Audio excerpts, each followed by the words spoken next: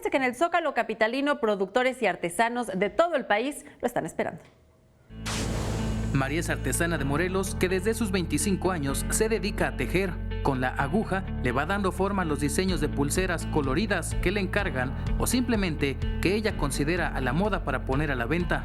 Yo creo que tengo como unos 30 o 40 años que tejo. De eso me mantengo, yo soy sola. Tengo 2 hijos, pero yo me mantengo. Son diferentes cosas, son collares, son estos llaveros, son este otro modelo de collar. Ya tengo mi marca.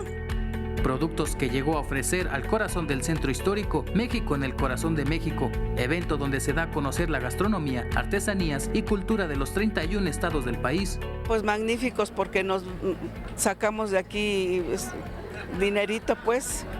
Por su parte, Jaime desea dar a conocer a todo visitante sus alimentos artesanales. Llegó desde el municipio de Sombrerete, en Zacatecas.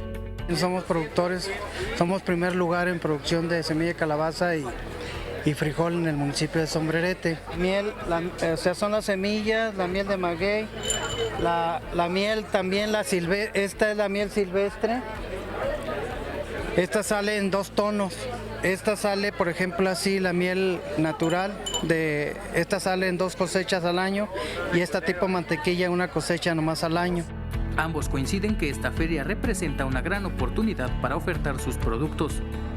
Nosotros los verdaderamente productores es lo que queremos, que haya este tipo de ferias, que directamente vengamos a exponer nuestros productos para que el consumidor tenga el contacto directamente con los productores.